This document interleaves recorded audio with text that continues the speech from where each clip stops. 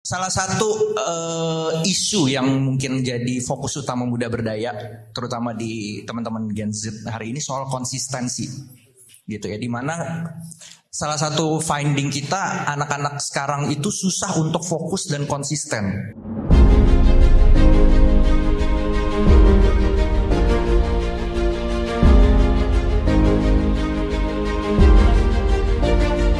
Ya sebenarnya masalahnya ada dua nih. Ada yang susah fokus, ada juga yang kadang terlalu fokus sampai nggak tahu kapan harus berhenti gitu. Itu ada juga tuh.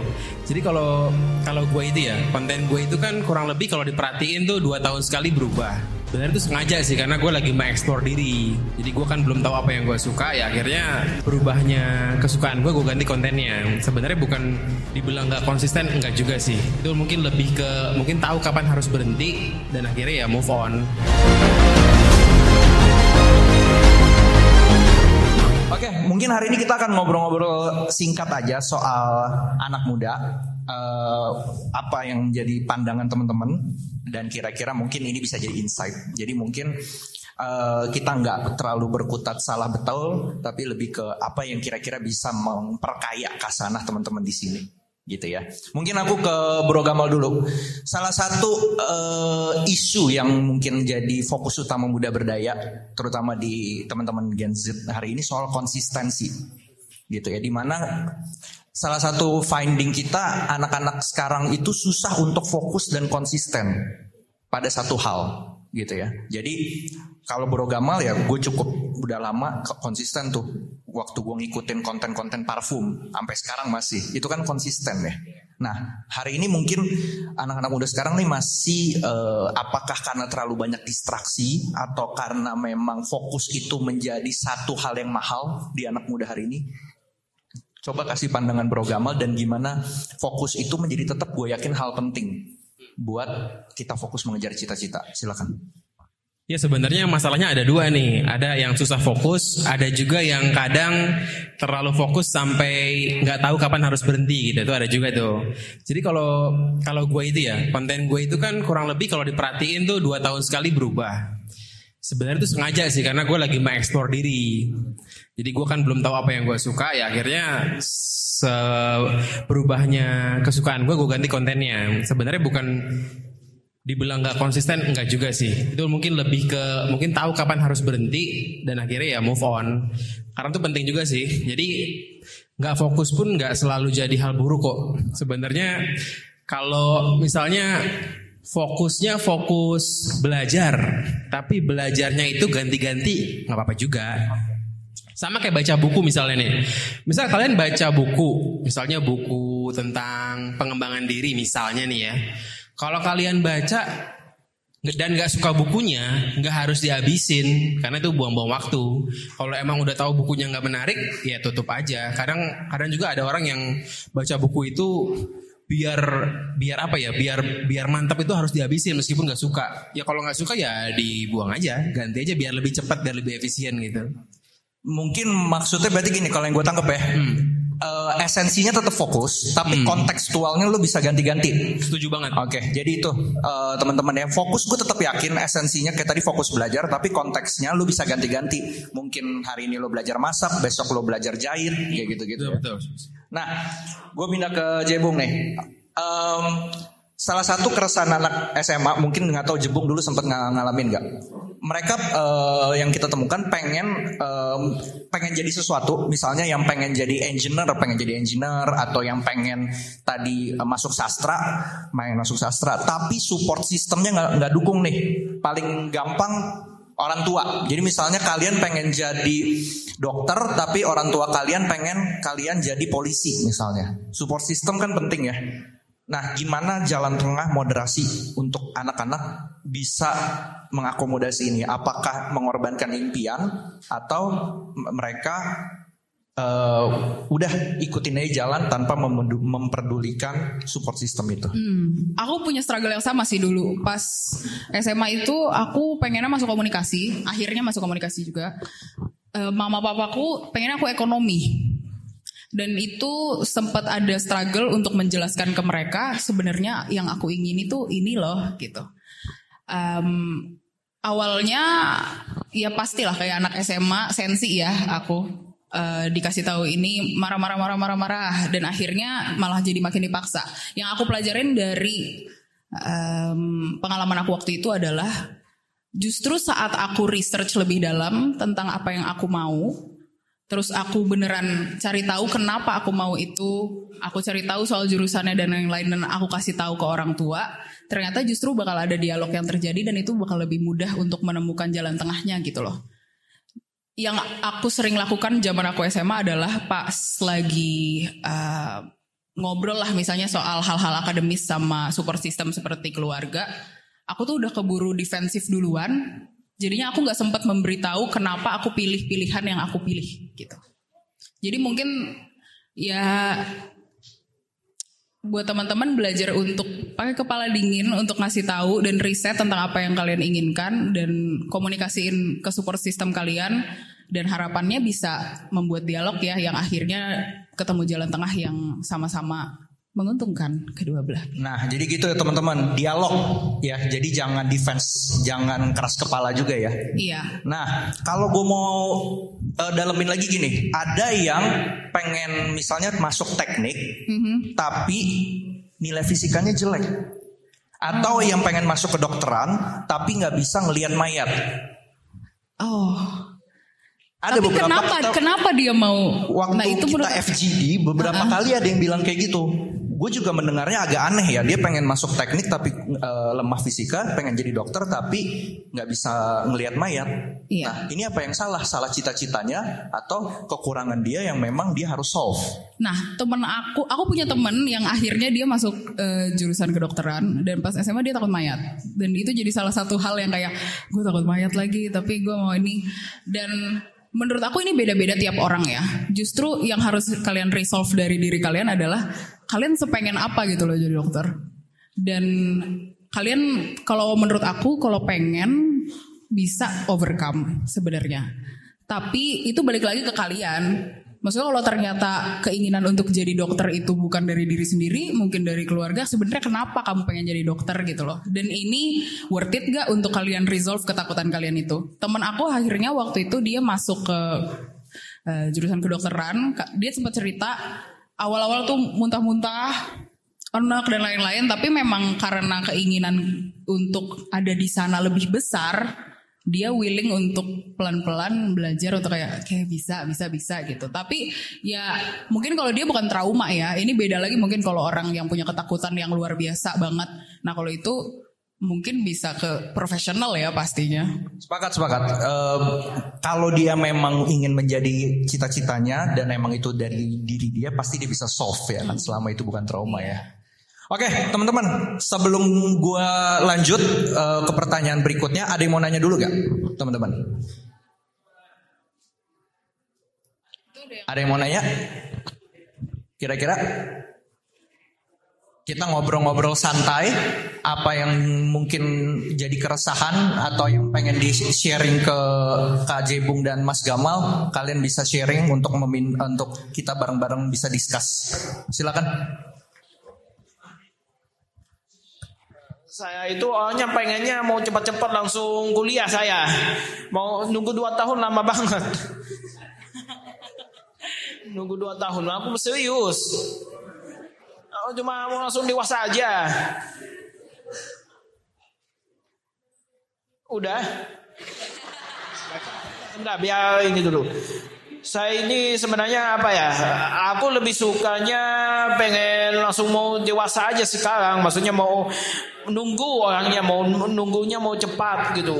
Nggak mau tetap situasinya seperti ini mulu saya. Ingin kayak orang-orang pada umumnya. Ini bukan seperti anak berseragam, seperti masih kekanak-kanakan.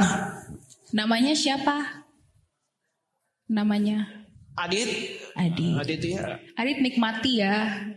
Yang sekarang dia bilang kayaknya dia pengen menjelaskan kalau dia pengen tumbuh besar cepet deh. Mau dewasa cepet. Lebih tepatnya mau lebih cepat lulus maksud saya. Mau cepet-cepet kuliah? Antara itu atau kerja. Oh, menurut aku kamu nikmati dulu ini. Nanti kalau tiba-tiba kayak besok kiamat gimana?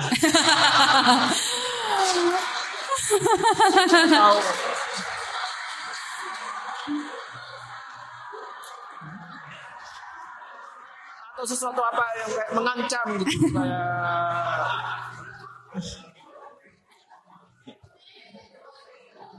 Oke. Teman-teman nanti kalau mau langsung mau nanya karena kita nggak bentar lagi mungkin akan selesai, nanti silakan aja ya. Mungkin aku ke Bro Gamal. Ini juga pertanyaan yang kita catat kemarin dan hasil soal yang Bro Gamal pasti ngerti, adiksi. Adiksi apapun, kecanduan main game, kecanduan nonton atau apapun, ya kan? Mungkin teman-teman di sini ada yang mungkin adiksi pada sebuah hal atau mungkin kalau yang mau sekarang lagi berat ya adiksi judi online, ya kan? Atau ya macam-macam lah. Pertanyaannya mengapa orang adiksi, ya kan? Dan ada gak pandangan Bro Gamal supaya kita bisa keluar dari adiksi tersebut? Kalau kecanduan tuh karena nganggur sebenarnya. Nganggur. Jadi banyak waktu luang, nggak tahu mau ngapain, akhirnya lanjut main game online. Padahal mungkin pas dia main juga dia udah muak sebenarnya. Cuman karena nggak tahu lagi mau ngapain, ya udahlah lanjutin gitu deh. Gue nggak tahu lagi mau ngapain. Jadi ya, kadang adiksi itu karena nganggur. Makanya solusinya ya sibukkan pikiran lah dengan tadi explore diri. Ya kalau anak SMA paling gampang bikin TikTok lah. Kalau bikin TikTok kan banyak peluang-peluang yang bisa didapatkan gitu loh. Bisa dapetin penghasilan sampingan, bikin konten yang simpel-simpel aja gitu. Personal branding, jadi investasi kan. Itu bakal ngurangin adiksi apapun termasuk yang bermaksud lah. Adiksi yang itu juga. Ya emang intinya sibuk aja ya. Harus sih. Harus sibuk teman-teman. Jadi ya biar pikiran kita, waktu kita tuh memang gak curahkan pada hal-hal yang mungkin candunya nggak bagus. Banyakin explore sih, explore diri itu penting sih. Ya sukanya suka konten, cobain 10 jenis konten, lihat mana yang berhasil. Ibu ada tambahan? Aku ada sih Kak. Coba. Aku mungkin punya cerita. Aku punya teman waktu itu, dia akhirnya cerita sama aku kalau dia punya adiksi. Adiksinya ini mungkin adiksi yang dikira tabu ya. Dia waktu itu punya adiksi pornografi. Dan itu pas usianya ya kita masih SMA waktu itu. Dan yang awalnya ya pas umur segitu, pas aku dengar itu rasanya kayak kita kaget sendiri ya. Karena itu kalau kita dengar tuh sesuatu yang kayak wow sangat-sangat jauh dari realitaku gitu. Tapi ternyata setelah ngobrol-ngobrol sama dia, yang aku temukan adalah jadi seseorang yang edik itu lumayan kesepian loh. Oh berarti karena kesepian. Ada kesepiannya karena gini loh, karena apalagi yang dia punya adiksi seperti itu, jadi ada rasa malu, tapi dia nggak bisa berhenti dan dia merasa nggak ada orang lain di sekitar dia yang merasakan hal yang sama. Dan menurut aku teman aku akhirnya sekarang dia be better, karena aku waktu itu nemenin dia pas dia mencoba untuk kayak pelan-pelan resolve adiksi dia aku jadi tempat ceritanya. Dan hal yang dia bilang membantu dia banget adalah dia gunain, apalagi sekarang banyak teknologi ya, banyak tools sekarang tuh yang membantu addiction banget. Kayak misalnya ada aplikasi sekarang yang bantu buat addiction, atau mungkin kalau memang mau cerita atau ketemu orang yang bisa connect sama orang yang lagi merasakan atau lagi mencoba untuk melawan adiksi yang sama, itu juga bisa connect sama banyak orang gitu. Dan makanya buat teman-teman tuh jangan pernah bikin dialog yang bikin orang yang lagi adiksi itu malu. Karena dia juga kalau bisa berhenti dia pengen berhenti gitu sebenarnya. Gitu sih. Jadi kalau tadi Bro Gama bilang soal waktunya yang memang nganggur, kalau Jebung bilang tadi soal kehadiran support presence dari orang-orang terdekat ya. Karena dia mulai bisa mau fight pun karena pas dia ketemu lingkungan yang tepat gitu. Kalau nggak salah Bro Gama pernah ada konten ini ya. Ada. Bener kan? Karena gue pernah nonton waktu itu. Lo kecanduan juga kan?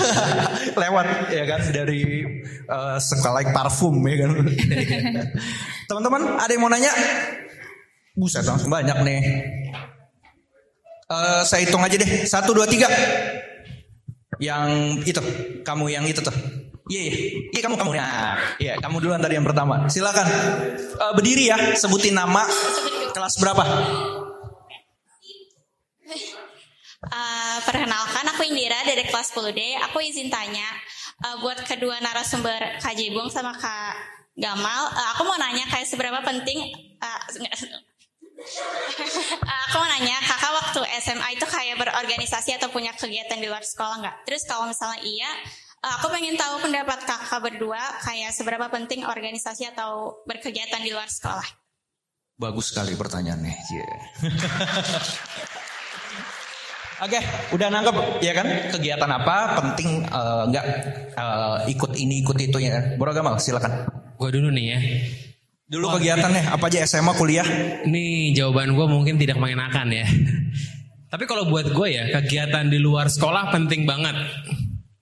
Tapi kalau buat gue ambil contoh kuliah aja deh ya. Jangan sekolah deh biar beda, biar enak. Kalau buat gue pribadi sih berkegiatan penting banget. Tapi buat gue kalau kita di kampus nge-BEM itu buat gue tidak berguna sih. BEM nggak berguna? Buang waktu buat gue ya, ini mungkin nggak mengenakan. Tapi buat gue itu nggak berguna sih. Sangat banyak pilihan lain yang lebih penting dibanding nge-BEM buat gue ya. Contohnya apa buat teman-teman nanti kalau kuliah? Kalau kuliah kita bisa bikin konten. Sumpah loh, itu meskipun gue sering ngomongin tapi itu penting banget. Lo di sini semua punya smartphone kan? Bisa daftar TikTok, punya nomor HP, bikin konten apapun, personal branding pelan-pelan, tiba-tiba nanti umur 2 tahun kemudian udah bisa dapetin penghasilan sampingan lebih konkret, lebih substansial dibanding katakan misalnya di kampus nge-BEM demo-demo tentang demokrasi. Menurut gue lebih substansial melakukan hal yang konkret gitu loh daripada nge-BEM yang menurut gue sangat fana gitu. Ya mungkin kalau ada yang nge-BEM ya mohon maaf kalau tersinggung, karena gue juga dulu nge-BEM tapi cuma sebentar cabut, gue dagang gitu. Dan itu gue bersyukur bahwa gue tidak melakukan hal yang sia-sia dibanding nge-BEM. Nge-BEM itu tidak berguna gitu. Dan saat kerja pun tidak ada yang peduli kalau lu anak BEM gitu sih. Oke, Jebung, waktu SMA mungkin atau? Aku beda sih, karena aku SMA aku pengurus OSIS. Aku pas kuliah aku nge-BEM, jadi kamu berarti gak suka sama apa yang aku lakuin ya? Gue juga BEM kok sama. Nah, berarti Jebung ngasih sudut pandangnya mungkin Tapi, yang ikut BEM berguna kali ini. Kalau aku sebenarnya kayaknya tergantung orangnya suka enggak kayak kegiatan yang ada di organisasi sekolah gitu. Maksudnya kalau itu bukan sesuatu yang dinikmati ya ngapain? Karena kan ada beberapa orang yang masuk ke pengurus misalnya OSIS atau misalnya nanti di kuliah BEM ya kayak misalnya cuma buat gengsi atau mau ngapain mau apa. Tapi kalau aku pribadi masuk situ karena aku suka bikin event. Jadi dan aku juga di bagian seni kan. Jadi aku suka bikin program jadi masuk situ. Makanya menurut aku ya teman-teman cari tahu dulu sih pekerjaan di dalam organisasinya tuh apa. Jangan asal masuk nanti bete sendiri ya kalau nggak cocok gitu. Jadi penting gak pentingnya tergantung. Oh, Jebung BEM-nya apa? Orangnya. BEM-nya bagian apa? Aku BEM bagian seni, aku seni Divisinya budaya. jadi bikin event. Bikin acara seni yang mengurusin Oh, ya. komunitas seni. Bikin acara sih konkret ya, ada pelajarannya gitu loh, bikin acara pengalaman. Iya. Tapi kalau ini konteksnya tuh ketua apa anak BEM yang apa ya, yang gitulah. Yang emang kadang-kadang rapatnya sampai malam. Sampai malam nongkrong ngomongin tentang negeri gitu. Oh Itu- iya. Itu nggak jelas sih gitu. Bahkan ada beberapa kali keluar dulu temen gue keluar duit buat acara rugi mau nggak mau harus. Ya gitu. kalau bikin event itu konkret. Pengalaman event tuh penting itu. Oke, jadi buat teman-teman kembali lagi kalau kata Kak Jebung tadi kalau emang kalian sukanya sesuatu kayak tadi kalau suka buat event nggak salah ikut BEM, nggak salah ikut OSIS. Kalau suka berwirausaha juga nggak salah berdagang atau mencari tambahan ya, Bro Gamal. Oke, tadi siapa lagi yang mau nanya teman-teman? Ah itu tuh yang di belakang tadi yang ngangkat pertama kamu, iya, iya, silakan. Nama langsung kelas berapa dan pertanyaannya? Oke, jadi nama aku buat Azara dari kelas 10D. Maaf sebelumnya aku mau bahas lagi ke topik pertama. Gimana sih menurut Kakak Jebung kalau buat mengumpulkan rasa kepercayaan untuk meyakinkan orang tua kita kalau kita mengambil fakultas itu? Oh ini pengalaman nih kayaknya. Iya. Untuk Jadi- meyakinkan orang tua. Jadi kamu ingin Jadi mengumpulkan keberanian kita buat ngomong gitu, deep talk ke orang tua kita. Ya. Itu memang bagian paling susah sih. Namanya siapa maaf? Nama aku Puput. Puput, halo Puput. Emang itu bagian termasuk yang paling susah sih Puput. Kalau udah melakukan itu sebenarnya itu udah 50% of the work. Waktu itu aku mengumpulkan keberaniannya juga gimana ya? Waktu itu nekat aja sih sebenarnya. Sebenarnya kadang aku suka ngomong sama diri aku sendiri. ini sebenarnya mereka nggak bakal gigit gue sih, kayak ini cuma dialog, kita nih cuma ngobrol. Dan apalagi Puput jadi inisiatornya kan dalam dialog itu. Kalau Puput bisa bikin dialog awal dimulai dengan yang nggak emosional, seharusnya sih bisa lebih enak gitu loh berdialognya. Aku waktu itu salahnya, aku pas mulai ngomong, aku udah emosional duluan. Jadi padahal sebenarnya cuma ngomongin perkara mau masuk jurusan komunikasi, tapi sampai nangis-nangis. Aku ya gitu kan, ngomong kedengeran aja udah enggak kan. Jadi ya menurut aku percaya aja sih kalau sebenarnya ini kan cuma sekedar dialog ya, dan memang dialog yang penting dan harus dilakukan. Jadi yang penting ya mengumpulkan keberaniannya, maju aja dulu deh Put, ketemu aja dulu dan kasih tahu kayak kasih aja teaser dulu kecil, ini jurusan ini bagus deh, pelan-pelan gitu misalnya. Ya semangat Put. Nambahin dikit, kalau biasanya saya persiapan penting. Jadi kamu buat dulu apa aja poin-poin yang mau diobrolin ya. Apalagi kalau gampang lupa, yang kayak kalau grogi langsung kayak hilang semuanya. Buat poin-poin, dan konteks juga penting. Jadi jangan nyampein ke orang tua saat situasi rumah tuh lagi nggak enak, saat lagi seneng, karena konteks itu juga berperan penting ya. Iya. Lagi happy, semua lagi happy, kamu prepare. Mustinya sih goal ya. Mustinya. Kalau makanan di dapur lagi enak, pada sumringah, nah tuh. Minimal dialektikanya terjadi. Oke, lanjut. Siapa lagi? Oke, kamu. Ya.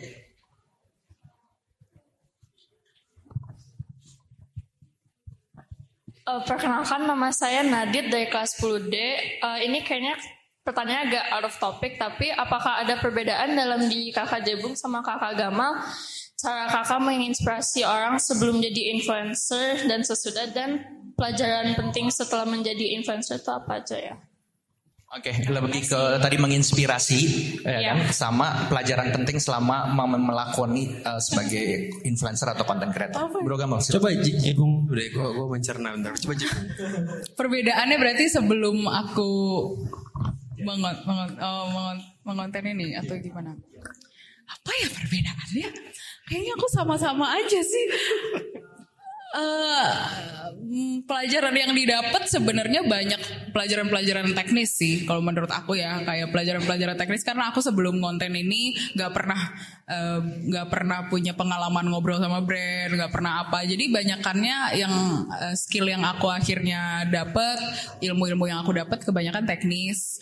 Dan kalaupun soft skill banyak mengasah soal kepercayaan diri.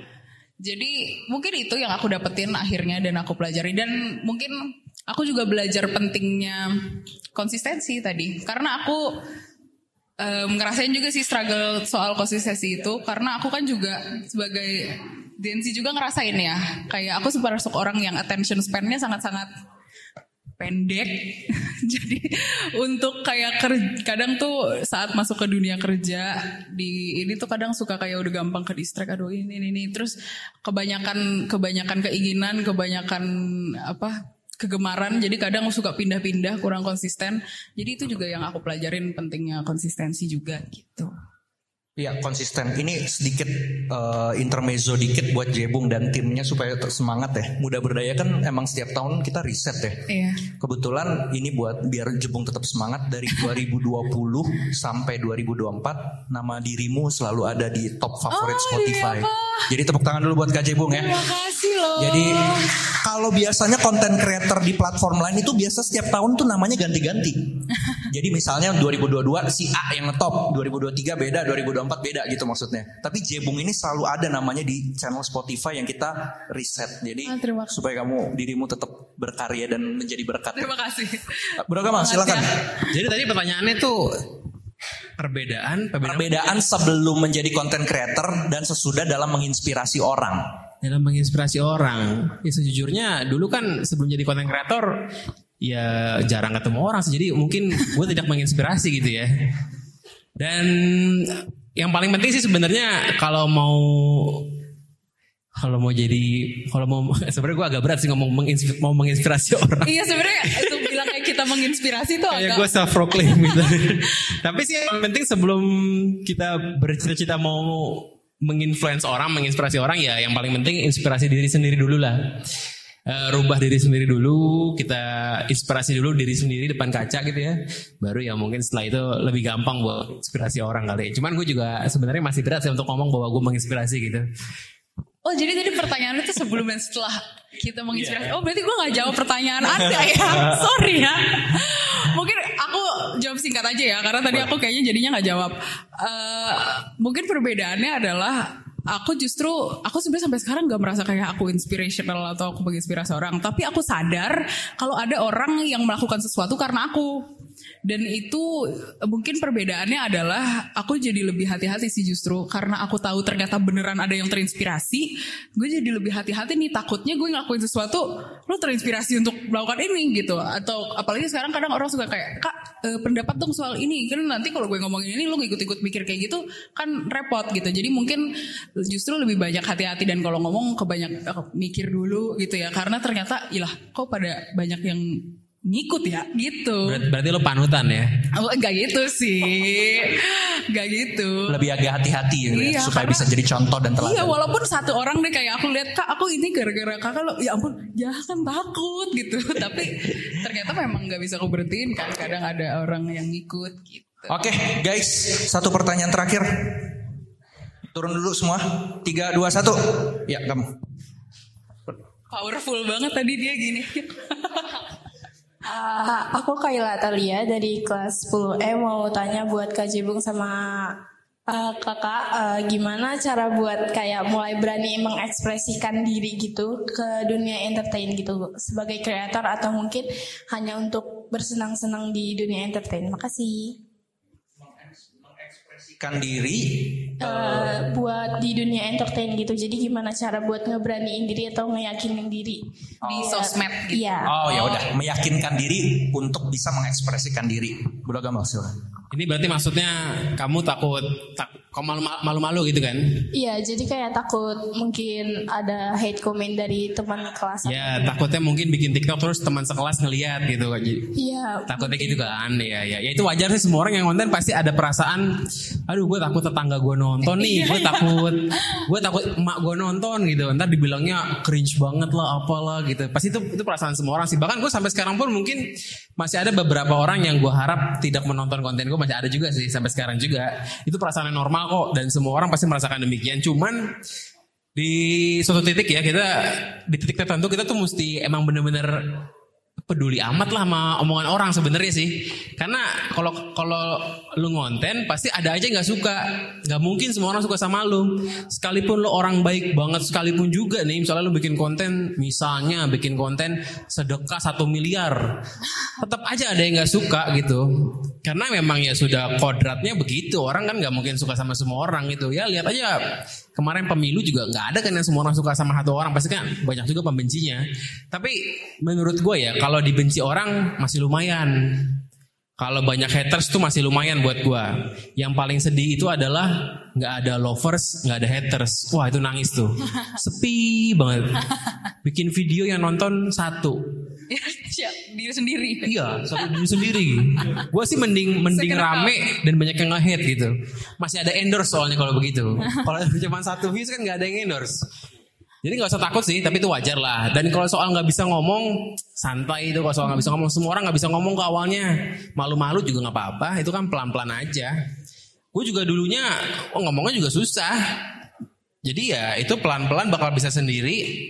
Allah bisa karena biasa. Sebenarnya lu bukan nggak bisa. Kalau awal-awal nggak bisa ngomong tuh lebih karena nggak bisa menerima malunya. Lebih masalah mental block, takut malu itu loh. Itu gue ngerasain banget sih. Dan itu gue yakin semua orang sama. Sampai sekarang pun gue masih berharap beberapa orang tidak menonton konten gue.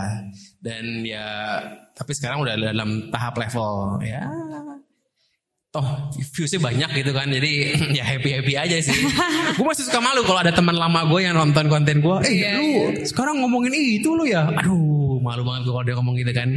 Tapi ya, tapi seru sih. Lakuin dari sekarang deh, karena kalaupun lo tunda nggak akan berubah juga. Nanti pas lo tua juga lo tetap bakal malu juga. Jadi nggak bakal berubah sih. Ya kalau dibilang sotoy sama orang nggak apa-apa lah dibilang sotoy. Ya kalau gue sih mendevelop sebuah skill bomat deh gitu. Jadi kayak bodo amat lah gitu. Yang lebih baik banyak yang nge-hate dibandingkan nggak ada yang nonton ya. Itu sedih banget itu. Tapi ya kalau awal-awal nggak nonton nggak apa-apa. Awal-awal sepi nih, coba terus. Coba terus. Kecuali lo anaknya Raffi Ahmad ya, itu pasti kan dari awal konten pasti udah rame. Kalau kita orang biasa kan, tapi ya Step by step. head comment itu anugerah kok. Head comment itu anugerah itu harus disyukuri gitu. Berarti rame. Oke, Jebung gimana? Kalau aku mungkin memang kalau menurut aku ya kayak emang yang paling susah tuh mulai upload pertama sih. Itu malunya luar biasa, kerasa banget. Padahal sebenarnya nggak ada yang nonton, tapi malunya tuh kerasa sampai ulu hati, nggak ngerti kenapa. Tapi percayalah bahwa itu tuh beneran kita tuh nggak ada ruginya. Kamu start upload tuh, ya paling ruginya tuh cuma malu itu doang. Maksudnya kalaupun videonya nggak ada yang nonton, ya udah. Video ada yang nonton, ya udah juga gitu loh. Untuk seenggaknya memang harus perasaan malu pas pertama upload itu harus dipaksain aja sih, karena itu eventually akan lama-lama ya tadi terbiasa. Dan nanti kalau memang ada nih orang-orang ngeselin, kalau gue tipsnya satu, setiap ada orang hate comment gue baca, gue cuma ngebayangin aja dia tuh posisinya ngapain pas lagi nge-hate comment gue. Paling cuma di kamar goler-goler kakinya naik satu, kayak patetik gitu loh, kayak ngebayangin posisi mereka, kayak ya udah mereka sebenarnya orang gabut aja, itu orang pengen di like komennya, jadi begitu gitu. Jadi prinsip bomat itu emang harus ada sih dalam diri kita, karena orang sekarang lomba-lomba untuk ngejudge orang lain kan, jadi nggak bisa kita berhentiin. Jadi gas terus aja udah. Paling yang takut di pertama doang ya. Iya, sisanya nanti paksa aja udah dulu biasa. awal tuh, bulan-bulan awal tuh memang sampai perut deh malunya, kayak kenapa muka gue begini di kanan ya? Takut temen nonton gitu. Iya, takut banget.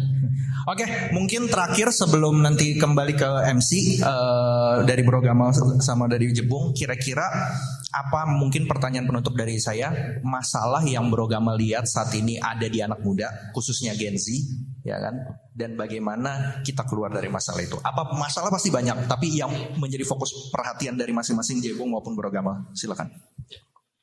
Kalau ngomongin masalah sih, masalah semua orang di dunia ya, pasti uang jajan lah. Pasti orang butuh penghasilan sampingan gitu. Di sini siapa yang punya penghasilan sampingan juga? Belum ada gitu ya. Ya karena kan kalau masih SMA belum bisa kerja. Tapi sebenarnya lagi-lagi nih nggak bosan-bosan gue ngomong, percayalah kalau kita punya penghasilan sampingan, ke depan tuh lebih enak gitu. Mau milih kerja nanti begitu lulus juga enak. Kalau kita punya sampingan nih, kita mau nyari kerja tuh nggak terima semuanya. Kita bisa terima yang kita mau aja karena punya sampingan. Kalau kita suka sesuatu, kita bisa pilih yang kita suka. Itu pentingnya uang sampingan. Menurut gue itu penting banget. Dan gimana cara mulainya adalah, ya kalau sekarang zaman sekarang gitu ya, itu ngonten tuh bener-bener hal termudah yang bisa dilakukan sih. Jadi bangun personal branding, mulai ngonten apa aja. Ntar kontennya ganti-ganti pun gak apa-apa. Kalau sekarang belum ketemu idenya apa, ngonten aja. Ngonten pelan-pelan, nanti lu bakal dapat uang sampingan. Dan itu semua orang bisa ngelakuin. Mau pakai smartphone Android, mau pakai iPhone, semua bisa gratis. Ngeditnya gampang di TikTok. Mau di YouTube bisa. Tapi TikTok lebih gampang lah. Dan gak ada yang tahu nasib orang loh. Yang tadinya bukan siapa-siapa, tiba-tiba setahun dia main konten, tiba-tiba udah terkenal gitu. Itu banyak gue ngeliat tuh. Dan hebatnya TikTok itu adalah dia nggak kayak Instagram zaman dulu. Instagram zaman dulu itu zaman gue muda ya. Kalau mau banyak followers mesti anak gaul. Dia mesti tongkrongannya keren, kayak zaman-zaman Awkarin dulu tuh. Anak gaul, mesti ganteng, cakep. Tapi kalau di TikTok nggak ngaruh gitu, bener-bener semua orang bisa gitu. Dan gak ada ruginya lagi-lagi untuk memulai gitu. Kalau gue misalnya nawarin lo buat join MLM itu kan mungkin berat ya, karena mesti bayar uang awalnya itu nyetor. Tapi kalau ini tuh gratis banget loh. Semua orang punya HP, internet juga pasti punya di rumah. Bikin konten tuh apa aja, sesimpel misalnya nge-review makanan paling enak di 34. Nge-review cara naik angkot ke 34 dari rumah lo. Serius, apa aja kontennya. Bahkan kalau malu muncul di muka, nggak pakai muka juga nggak apa-apa, cuman kameranya aja ngarah ke objeknya gitu. Wah banyak deh tips, cara apa banyak lah pokoknya. Nge-review 34 kayak, nge-review rumah lo kayak, Dulu di Instagram kalau review sesuatu harus yang megah-megah. Kalau sekarang kagak, bisa nge-review apa aja. Benar-benar segampang itu sih. Kalau aku sih pikirnya segampang itu dan banyak buktinya itu terlalu banyak. Jadi ya cobalah memulai dengan uang sampingan, nanti hidup lo bakal lebih mudah memilih sesuatu. Jadi nggak terpaksa karena keadaan gitu. Siap. Nanti abis ini idenya diikutin tuh, bikin review makanan di kantin. Ayo bikin dong, bikin. Nanti para alumni bakal nonton. Oh ini gue dulu sekolah di situ kan gitu. Jebung silakan. Apa ya? Mungkin salah satu concern aku ke anak muda sekarang dan aku ngerasain juga tuh kita kurang skill baca menurut aku, dan itu harus diasah karena penting banget, karena sehari-hari kita itu buka media sosial, kita tuh baca, tapi yang kita baca tuh yang karena kita mungkin nggak melatih diri kita mungkin untuk baca teks-teks kayak misalnya novel fiksi lah atau apapun. Jadi kadang kalau di internet ada informasi yang penting yang panjang udah malas baca. Akhirnya cuma sepotong-potong, cuma mau baca headline. Dan itu sangat-sangat, walaupun itu sebenarnya hal yang kecil, tapi itu sangat-sangat bahaya banget buat cara pikir kalian, buat kalian, cara kalian seleksi fakta di kepala kalian, dan itu bisa merubah cara pandang kalian terhadap sesuatu. Kalian bisa paham sesuatu jadi salah, padahal itu bukan berdasarkan fakta. Jadi menurut aku penting banget untuk mulai belajar baca, bukan baca AIWEO, tapi beneran tahan-tahanin belajar baca satu buku aja, fiksi kesukaan kalian aja, nggak perlu non fiksi ribet-ribet soal filosofi dunia apa gimana, nggak perlu. Ya fiksi, coba belajar baca fiksi sampai habis satu aja, itu udah accomplishment banget buat aku, dan itu akan melatih kalian untuk punya apa ya, kayak punya kenyamanan untuk bisa baca teks panjang. Dan akhirnya bisa belajar untuk tahu nih, kayak bisa seleksi data, seleksi fakta, dan lebih banyak ngerti banyak ilmu juga. Jadi pas gak gampang ditipu sama apa yang dilihat di HP, karena sekarang tuh kayak media is so wild. Jadi itu tanggung jawab kalian pribadi untuk bisa tahu mana yang pantas untuk kalian serap, mana yang enggak kan gitu. Jadi belajar baca teman-teman, jangan males, semangat. Oke, baca teman-teman, baca novel, baca buku gitu ya. Itu yang membuat kalian tadi, literasi kalian pasti akan berkembang dari situ. Oke, mungkin itu ruang dialektika bersama dengan Jebung dan Bro Gamal. Mudah-mudahan apa yang kita bahas dan juga yang tadi teman-teman tadi udah tanya bisa memperkaya khasana berpikir, cakrawala berpikir untuk kalian bisa menjadi anak muda Indonesia yang berdaya.